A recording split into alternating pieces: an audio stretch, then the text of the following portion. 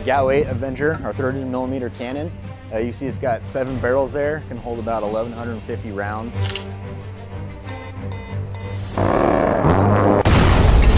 A bunch of different bombs. So you have our laser guided bombs, you have the GPS guided bombs, small diameter bombs, which give us a little more range, all the way down to the Mark 82, just dumb bomb body. With defense budgets under pressure and talks of retirement growing louder, the iconic A-10 Warthog was nearly grounded for good. But instead of fading into history, it's come back stronger. The legendary Warthog has been reborn, sleeker, deadlier, and more advanced than ever before. The best part is sitting right above that 30mm cannon. With razor-sharp wings, high-tech upgrades, and a fearsome new arsenal of laser-guided bombs and precision weapons, this beast isn't ready to bow out just yet. Is the upgraded A-10 ready to dominate the battlefield once more? Let's dive into the stunning transformation of America's most battle-hardened warplane. The 10 Warthogs, a rare breed. The Fairchild Republic is a 10 single-seat twin turbofan, straight-wing subsonic attack aircraft developed by the Fairchild Republic for the United States Air Force. In service since 1977, it is named after the Republic P-47 Thunderbolt, but is commonly referred to as the Warthog or simply Hog. The A-10 was designed to provide close air support to ground troops by attacking enemy armored vehicles, tanks, and other ground forces. It is the only production-built aircraft designed solely for close air support to have served with the American Air Force. Its secondary mission is to direct other aircraft in attacks on ground targets, a role called Forward Air Controller Airborne. Aircraft used primarily in this role are designated OA-10. The A-10 was intended to improve on the performance and firepower of the Douglas A-1 Skyraider. The Thunderbolt II's airframe was designed around the high-power 30mm GAU-8 Avenger rotary autocannon. The airframe was designed for durability, with measures such as 1,200 pounds of titanium armor to protect the cockpit and aircraft systems, enabling it to absorb damage and continue flying. Its ability to take off and land from relatively short and unpaved runways permits operation from airstrips close to the front lines, and its simple design enables maintenance with minimal facilities. It served in the Gulf War, the American-led intervention against Iraq's invasion of Kuwait, where the aircraft distinguished itself. The A-10 also participated in other conflicts, such as the Balkans, Afghanistan, the Iraq War, and against the Islamic State in the Middle East. The A-10A single-seat variant was the only version produced, though one pre-production airframe was modified into the YA-10B twin-seat prototype to test an all-weather night-capable version. In February 2005, a program was started to upgrade the remaining A-10A aircraft to the A-10C configuration, with modern avionics for use with precision weaponry. The American Air Force had stated that the Lockheed Martin F-35 Lightning II would replace the A-10 as it entered service. But this remains highly contentious within the American Air Force and in political circles.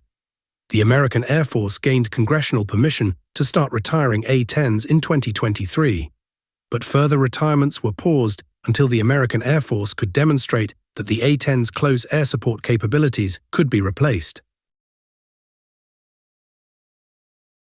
A-10 Warthog, the veteran warhorse. The first unit to receive the A-10 was the 355th Tactical Training Wing, based at Davis-Monthan Air Force Base, Arizona, in March 1976. The first unit to achieve full combat readiness was the 354th Tactical Fighter Wing at Myrtle Beach Air Force Base, South Carolina, in October 1977. A-10 deployments followed at bases both at home and abroad, including England Air Force Base, Louisiana, Eielson Air Force Base, Alaska, Osan Air Base, South Korea, and Royal Air Force Bentwaters and Royal Air Force Woodbridge, England. The 81st Tactical Fighter Wing of the Royal Air Force, Bentwaters, and Royal Air Force Woodbridge operated rotating detachments of A-10 at 4 bases in Germany, known as Forward Operating Locations: Liepheim, Sembach Air Base, Novanage Air Base, and Royal Air Force Allhorn. A-10s were initially an unwelcome addition to many in the American Air Force. Most pilots did not want to switch to it, as fighter pilots traditionally favored speed and appearance. In 1987, Many A-10s were shifted to the forward air control role and redesignated OA-10. In the forward air control role, the OA-10 is typically equipped with up to 6 pods of 70mm Hydra rockets, usually with smoke or white phosphorus warheads, used for target marking.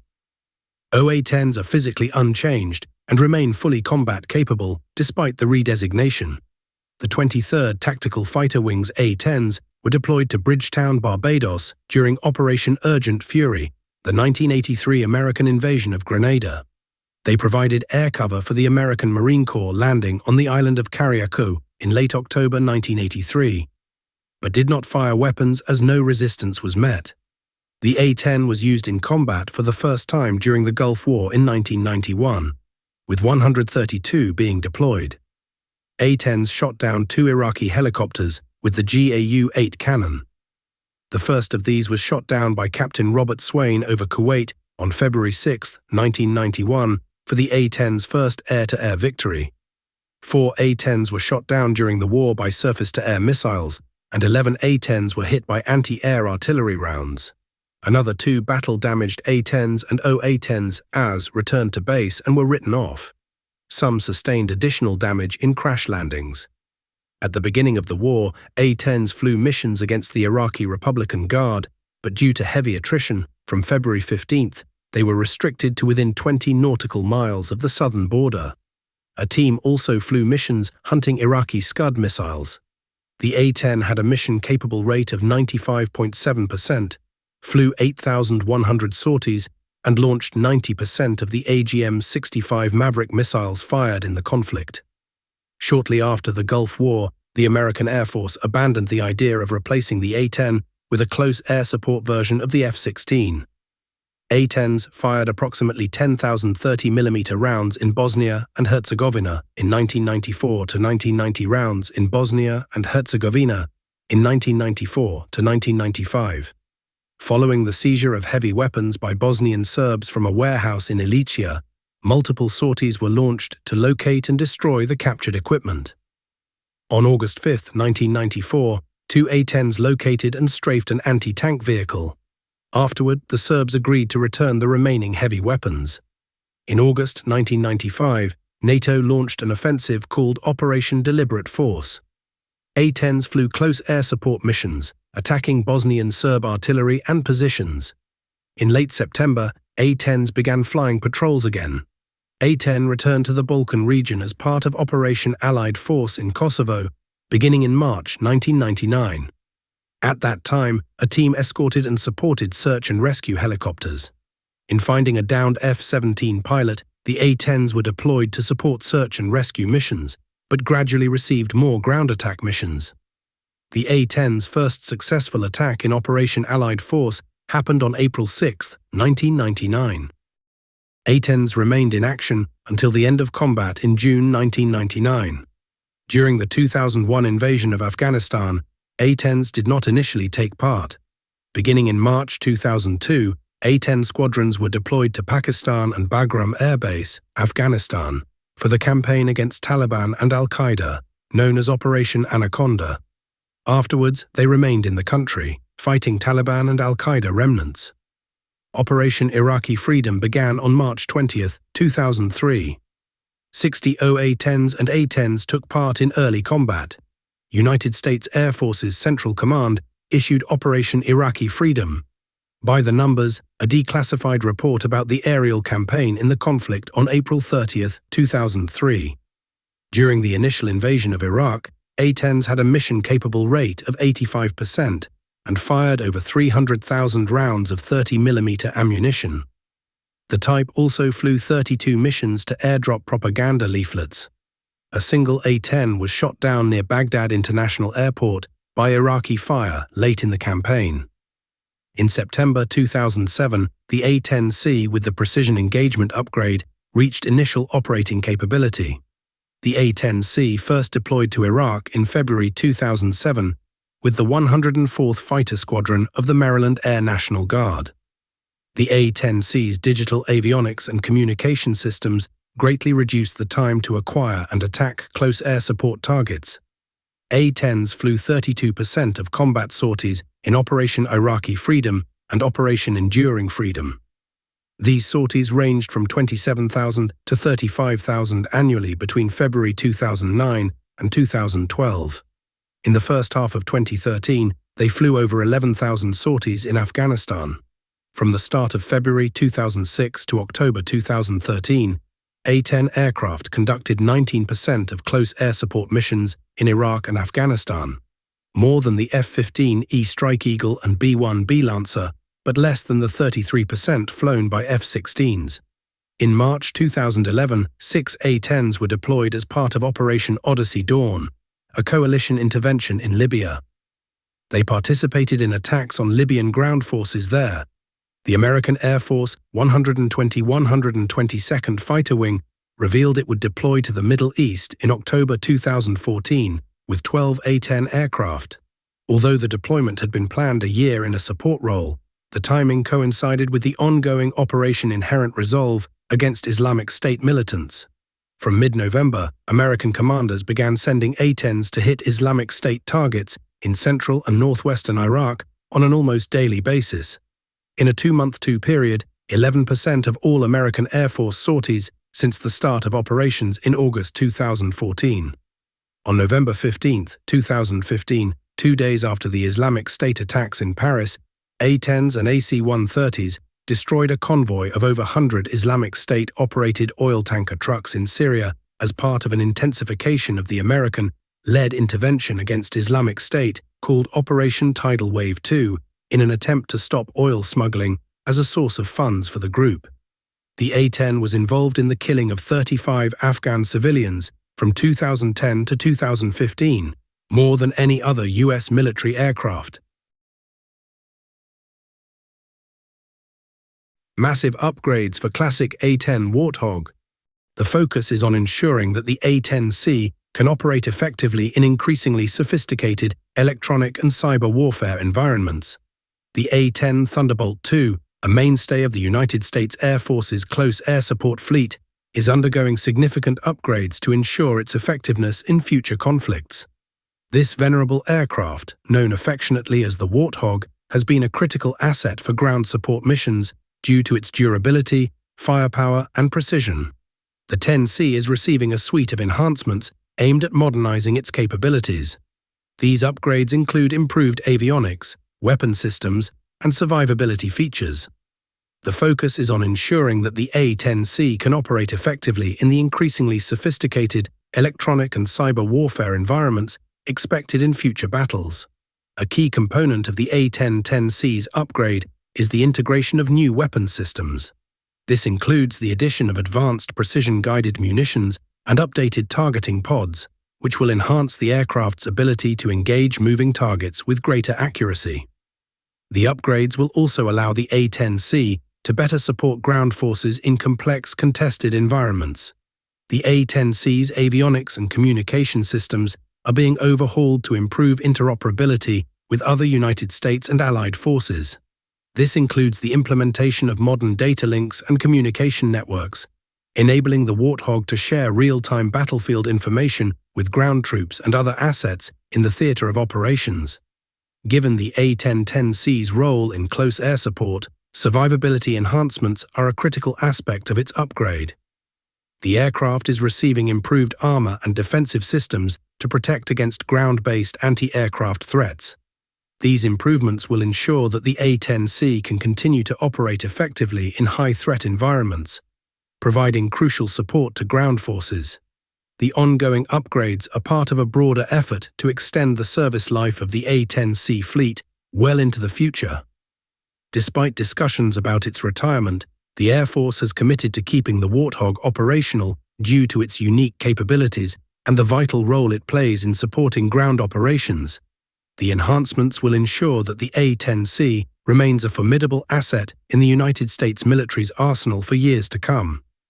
Alongside the physical upgrades to the aircraft, the A-10C program is also focusing on advanced training and simulation systems for pilots.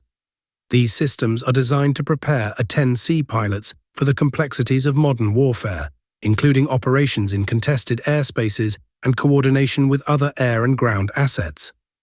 The goal is to maintain the highest levels of readiness and effectiveness for A-10C crews. The upgraded A-10 Thunderbolt II is expected to continue its global deployment, supporting United States and Allied operations wherever needed. Its adaptability for the future fight ensures that it will remain an essential tool in the military's close air support and ground attack missions, capable of delivering decisive firepower in support of ground forces engaged in combat. The A-10 Thunderbolt II's comprehensive upgrade program highlights the United States Air Force's commitment to maintaining this iconic aircraft's capabilities in the face of evolving global threats. By adapting the Warthog for future conflicts, the Air Force ensures that it will continue to provide unmatched close air support, safeguarding ground troops and contributing to mission success in operations around the world. The future is unclear for the Warthog. The A-10's future remains a subject of debate. In February 2007, the American Air Force expected it to remain in service until 2028 and possibly later, when it would likely be replaced by the Lockheed Martin F-35 Lightning II director of the Strauss Military Reform Project of the Project on Government Oversight. Winslow Wheeler, a critic of this plan, said that replacing the A-10 with the F-35 would be a giant leap backwards, given the A-10's performance and the F-35's high costs.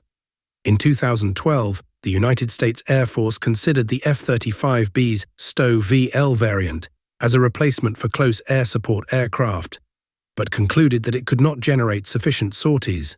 In August 2013, Congress and the United States Air Force examined various proposals, including the F-35 and the MQ-9 Reaper unmanned aerial vehicle, filling the A-10's role. Proponents state that the A-10's armor and cannon are superior to aircraft, such as the F-35 for ground attack, that guided munitions could be jammed, and that ground commanders commonly request A-10 support. In the United States Air Force's fiscal year 2015 budget, the service considered retiring the A-10 and other single-mission aircraft, prioritizing multi-mission aircraft. Cutting a whole fleet and its infrastructure was seen as the only method for major savings. The US Army had expressed interest in obtaining some A-10s for the United States Air Force to retire them, but later stated there was no chance of that happening. The United States Air Force stated that retirement would save almost $4 billion from 2015 to 2019. Guided munitions allow more aircraft to perform close air support duties and reduce the need for specialized aircraft. Since February 2001, multi-role aircraft and bombers have performed 80% of operational close air support missions. The United States Air Force also said that the A-10 was increasingly vulnerable to modern anti-aircraft weapons. But the Army replied that it had proved invaluable due to its versatile weapons loads, psychological impact, and limited logistics needs. A fight to revive A-10's glory. Emotionally, it was never going to be a fair fight. The grizzled A-10 Thunderbolt II Warthog close air support aircraft, with its unmistakable profile, ear-splitting 30mm Gatling-style autocannon, and reputation for delivering ground troops from certain death, is so beloved that lawmakers and fans have successfully protested its retirement, even as it nears a half-century of service. By comparison, the F-35 Joint Strike Fighter, a stealthy fifth-generation jet whose best capabilities are high-end and invisible, is relatively new to the fight and still best known by many for its arduous path to production, fraught with cost overruns, delays, and setbacks. Nowadays, the F-35 has begun to prove itself. The unit cost of the jets dropped to a low of $78 million last year, down from a shocking $133 million more than a decade ago. The aircraft was first used in combat in February 2019 and has begun to get its share of good press for its high-tech capabilities, such as its ability to create a network linking other aircraft in the sky and to obliterate enemy assets before they even know it's in their vicinity. But in February 2016, when rumors of an A-10 versus F-35 fly-off first began to surface, many, including then Congresswoman and former A-10 pilot Martha McSally, thought the challenge would prove, once and for all, that the older and more visibly muscular Warthog could put the fancy new F-35 to shame. The fly-off test happened in 2018, but the results remained largely cloaked in secrecy, even as organizations like the Project on Government Oversight called for details. But in October, nearly 5 years after the fly-off took place, Pogo released the much-anticipated report. How did the two planes fare? Pogo's analysis highlights the F-35's failure to dominate in all categories, as some believed a fifth-generation aircraft would. The results were not what the Air Force's leaders expected, because they fought to hide them completely for years. The released report is heavily redacted. Still, the information they did release does not paint a very positive picture of the F-35's ability to fill the highly critical role the A-10 has performed capably in the United States' last 3 major ground wars.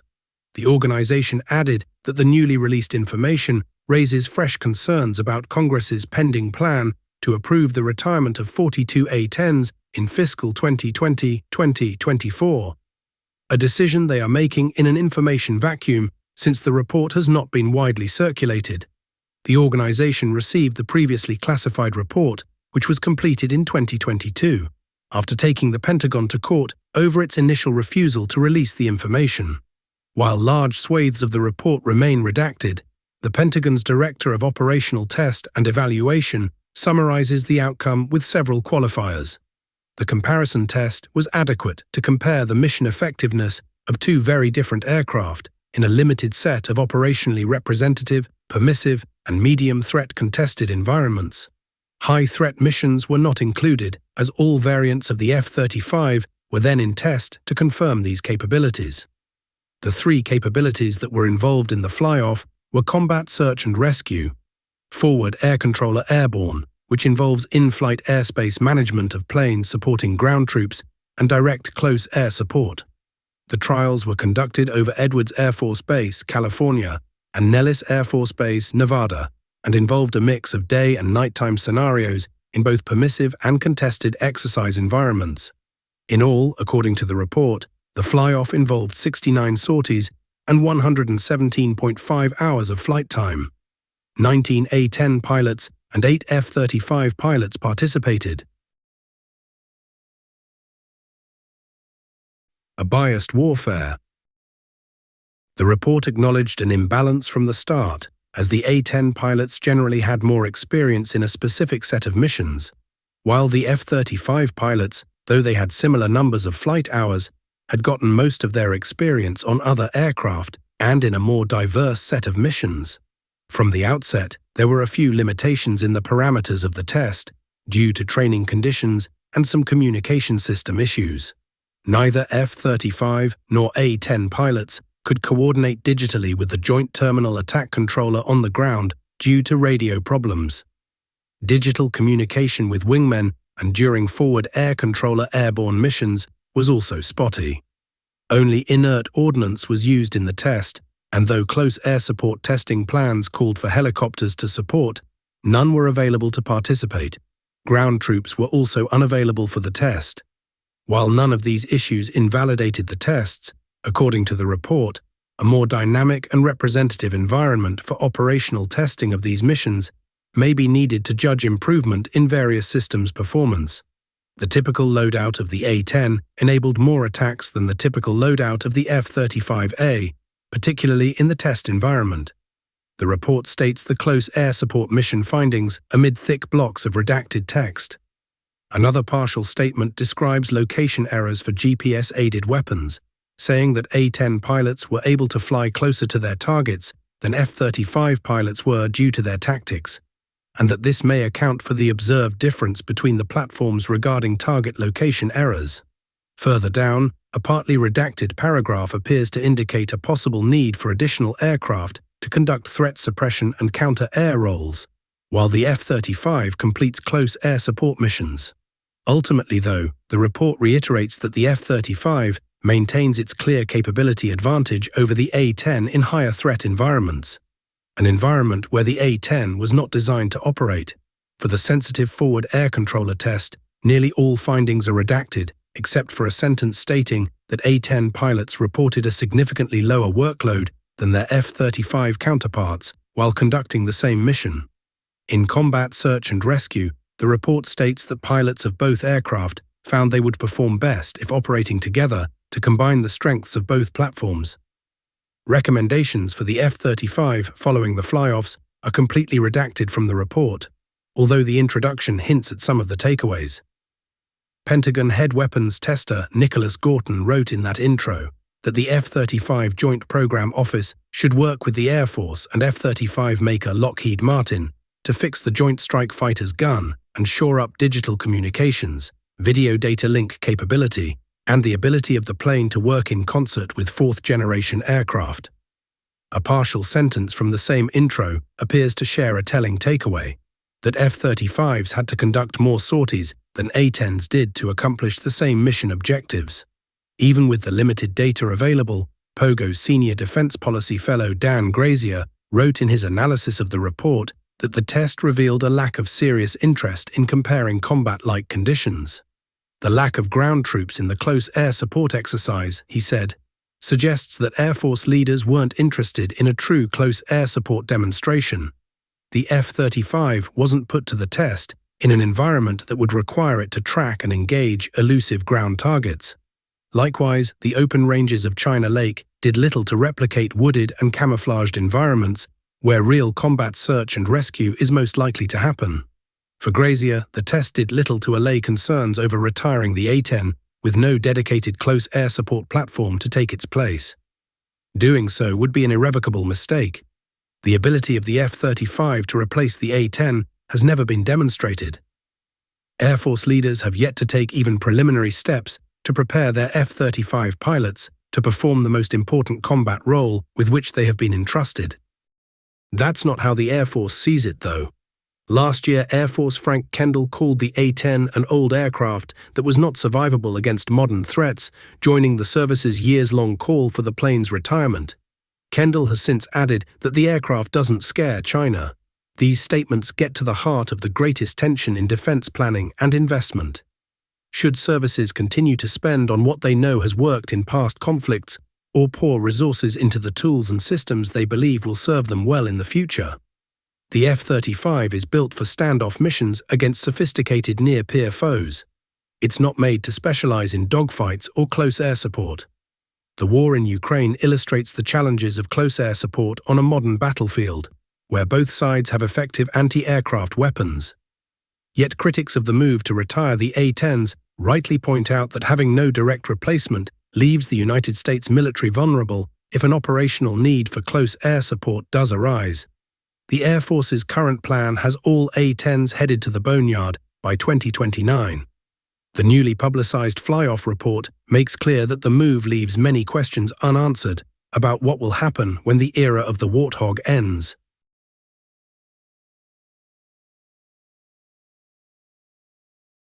There are the ordinary A-10 Thunderbolt II attack aircraft, and then there are what one US Air Force squadron commander called the coolest-looking A-10s. Those planes are the ones rocking the ferocious shark teeth war paint. It's not just any A-10s that has shark teeth.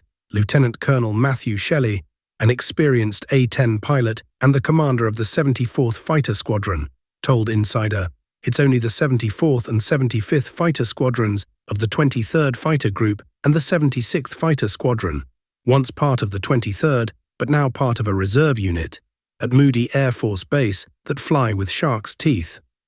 Other A-10 units have nose art, but not the iconic shark face," he said. For instance, the Air Force Reserve's 442nd Fighter Wing at Whiteman Air Force Base in Missouri gave their A-10s Warthog teeth with tusks in February 2015 after an aircraft structural maintenance technician asked, "Why don't ours have teeth?" The shark's mouth paint job for the A-10 is unique to the 74th, 75th, and 76th Fighter Squadrons, because the iconic design is directly tied to their history and heritage as the original 3 Flying Tigers squadrons of the 23rd Fighter Group. Why the Air Force can't send a historic number of A-10s to the boneyard in 2025?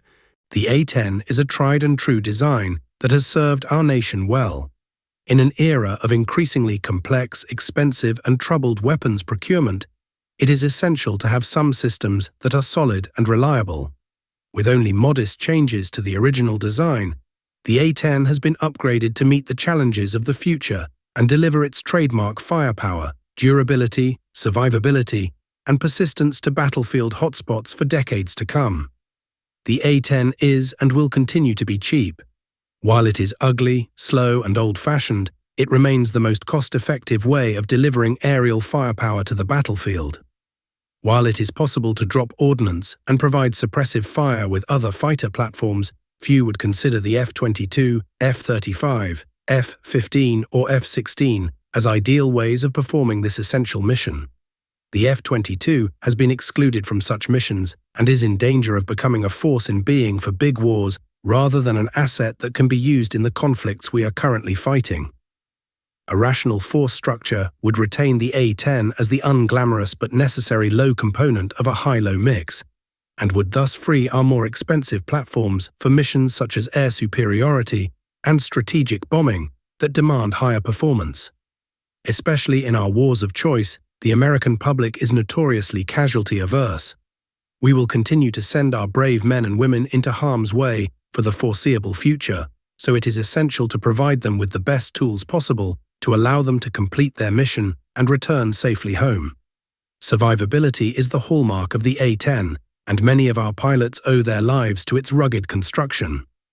Other low-cost options, such as the Apache helicopter, Super Tucanos, and the Textron Scorpion, do not have the total package of survivability of the A-10. The A-10 does a few things better than any other platform in existence. While ground pounding may not be glamorous, it is a function that will not simply go away. If the Air Force eliminates the A-10, it will replace the core competency with some combination of bad options. First, the military could have other fixed-wing aircraft filling the void, but this would likely not be the most cost-effective option. Second, we could increase the burden on helicopters to perform this task, but they would likely suffer from their inherent limits of speed, payload, and survivability. Finally, force planners could gamble that some as yet unproven combination of drones or smart artillery could provide this firepower for the battlefields of the future. In each of these scenarios, a significant risk is assumed, and it remains unclear whether the proposed solution could accomplish the mission or do so at an acceptable cost in blood or treasure. Given the A-10's demonstrated speed, maneuverability, ruggedness, redundant systems, and combat record, why take such risks? Perhaps the single best reason to save the A-10 is that it will preserve a working relationship between the Air Force and the troops on the ground. Grunts are superstitious, fickle, needy, and ultimately damn fine creatures that need physical, emotional, logistical, and psychological support. Killing the single best weapon for close air support would be the bureaucratic equivalent of the Air Force giving the Army and Marines on the front lines the finger. This blow would be even crueler if it were done to achieve only a modest cost savings. To preserve this relationship and ensure battlefield dominance for decades to come, the Air Force should maintain the ugly, slow, unsexy, and unparalleled killing machine, the AA 1.0. Thanks for watching. We'll see you in our next video.